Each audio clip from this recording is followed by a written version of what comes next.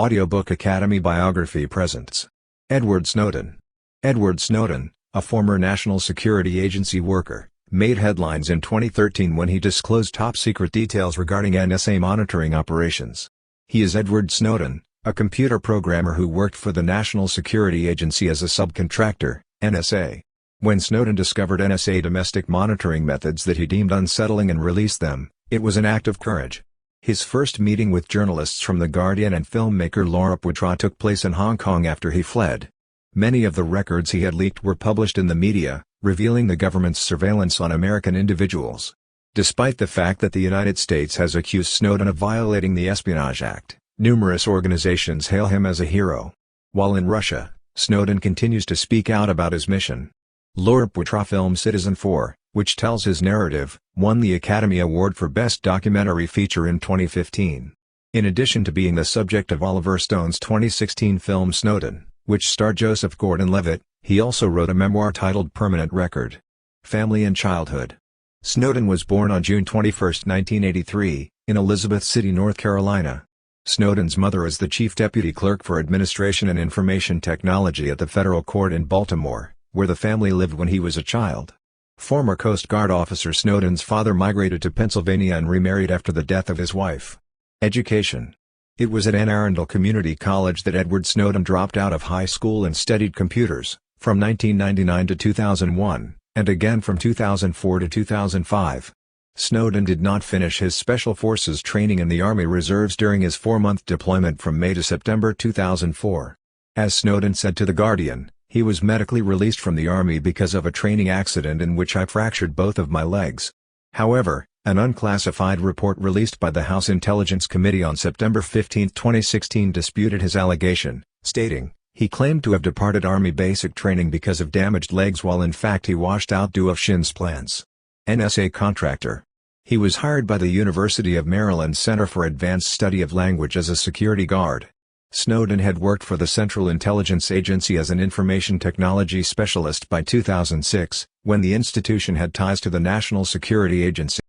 A year later, in 2009, he left the government to work for private contractors, including the computer consulting company Dell & Booz Allen Hamilton.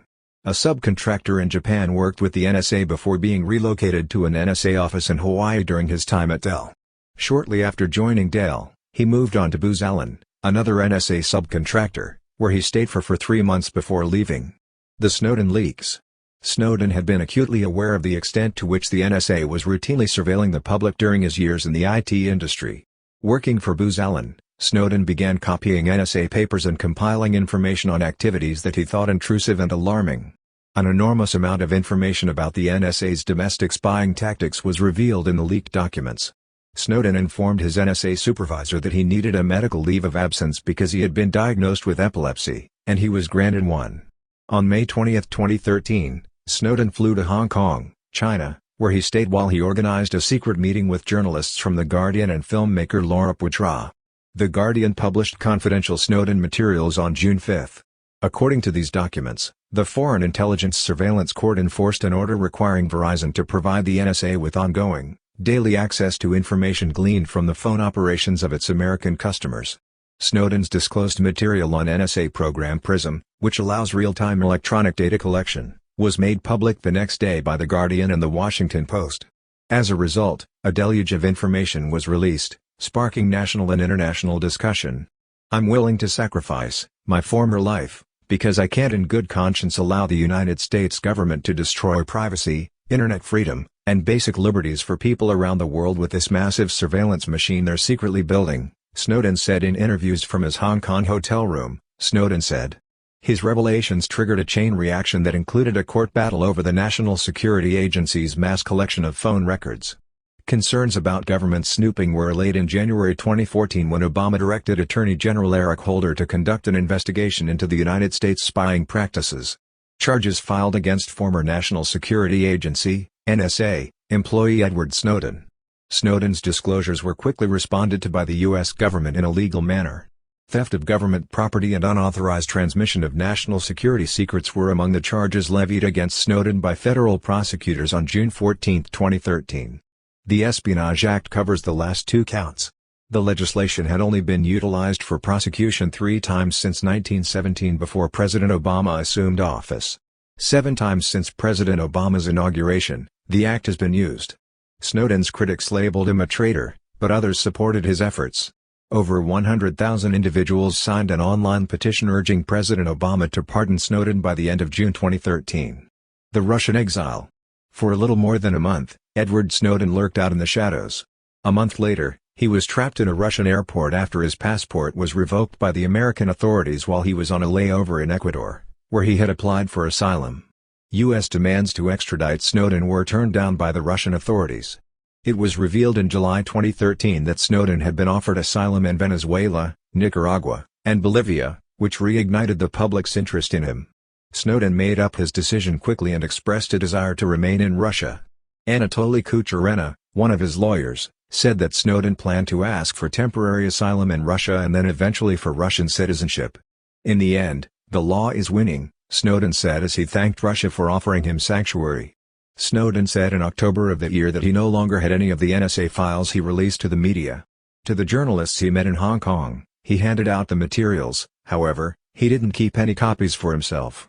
To quote Snowden, bringing the information to Russia wouldn't serve the public interest, as reported by the New York Times. When Snowden's father, Lon, visited Moscow around this time and continued to openly support his son, the NSA whistleblower, it was widely reported.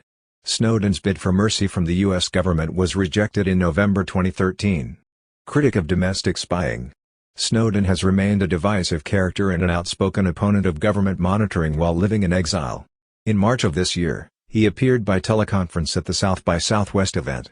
Snowden's leaks may have caused billions of dollars in damage to the U.S. military's security mechanisms, the Pentagon revealed around this time. In May of this year, Snowden gave an interview to NBC News in which he revealed a lot of information. According to him, he was an undercover agent for the CIA and the National Security Agency, NSA, which Susan Rice denies in a CNN interview.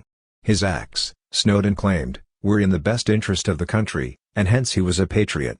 A vibrant public debate and new protections for our rights in the United States and overseas to ensure they're no longer violated were the results of his information leaks, he claimed.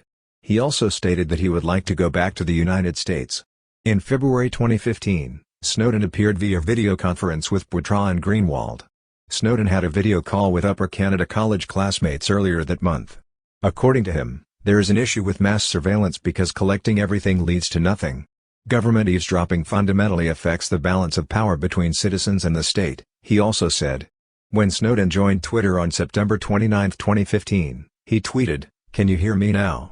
In just a little over a day, he racked up nearly 2 million Twitter fans. Snowden spoke at the New Hampshire Liberty Forum via Skype just a few days later and stated that he would return to the United States if the government could promise a fair trial. Edward Snowden pardon petition. According to Snowden, in an interview with The Guardian on September 13, 2016, President Obama should pardon him.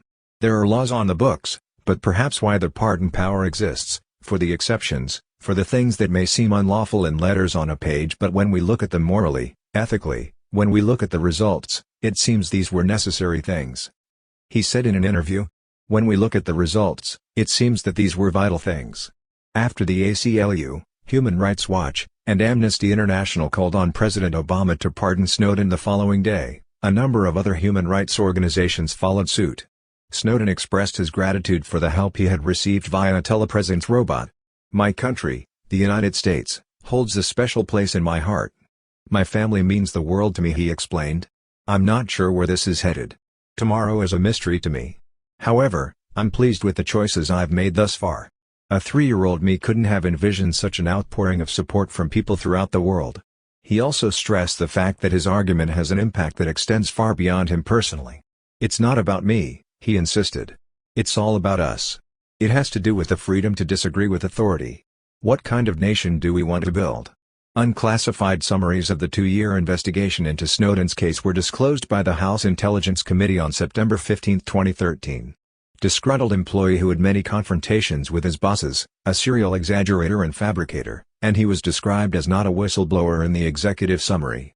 Report summaries stated that Snowden's actions caused enormous damage to national security, and the vast majority of documents he stole have nothing to do with programs impacting individual privacy interests, They instead pertain to military, defense and intelligence programs of great interest to our adversaries.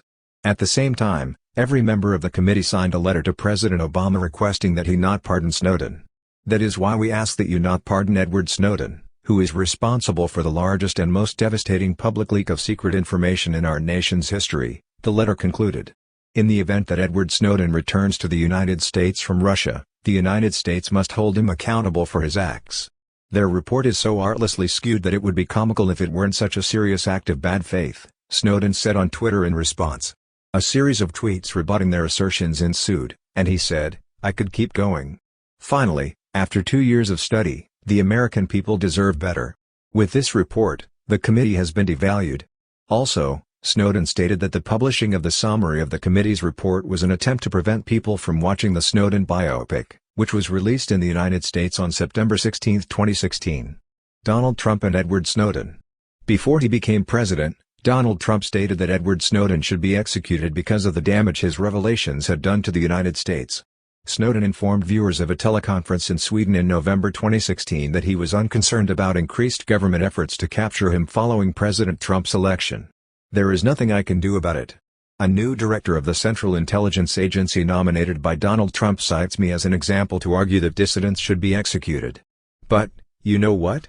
If a bus or a drone or an airplane drops me on me tomorrow, you know what? I'm not going to care. Because I trust the decisions I've already taken, it doesn't mean that much to me," Snowden added. Activists, including Snowden, signed an open letter in May 2017 demanding Trump to end an investigation into WikiLeaks founder Julian Assange for his role in secret information leaks and to drop any charges he might face. What has happened to Edward Snowden? He was still residing in Moscow, Russia as of 2019. However, in February 2016 he stated that he would return to the United States if he had a fair trial. Even though Snowden is still in Russia, NBC News claimed in February 2017 that Russia's leadership was considering giving him over to the United States in order to gain favor with President Trump. Edward Snowden biopics in theaters currently. Citizen 4, a 2014 documentary by Laura Poitras, featured Snowden. Snowden and Guardian writer Glenn Greenwald had been videotaped by the director throughout her discussions with them. In 2015, the film was nominated for an Academy Award. According to Poitras, "When the decisions that dominate us are decided in secret, we lose the ability to manage and govern ourselves." Snowden, a biopic directed by Oliver Stone and starring Edward Snowden, was released in September 2016. Shailene Woodley plays Gordon girlfriend Levitt's Lindsay Mills in the film. Memoir, Permanent Record. In September 2019, Snowden's memoir, Permanent Record, was released, bringing him back into the public eye.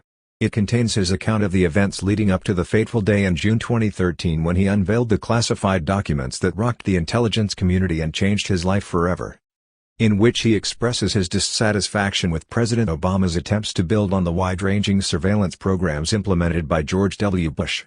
It was on the same day that Snowden's memoir was revealed that the DOJ launched a civil case against him, saying that he had breached the non-disclosure agreements that he signed with the federal government.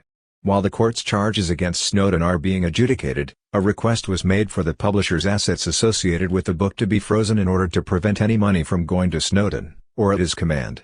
Edward Snowden's girlfriend, Lindsay Mills, Snowden's girlfriend at the time, was one of the persons he left behind when he fled to Hong Kong to begin the leak of classified NSA secrets. After living together in Hawaii, she was unaware that her boyfriend was going to leak confidential material. Maryland Institute College of Art graduate Mills attended Laurel High School in 2003 and graduated in 2007. As a pole dancer, she got her start in the business while living with Snowden in Hawaii. Mills appeared on stage with the Citizen 4 documentary team at the Oscars acceptance speech in January of 2015. Snowden and Mills were believed to be married in September of this year. Thank you for listening in Audiobook Academy. Don't forget to subscribe and smash that like button for more content like this. See you in next video.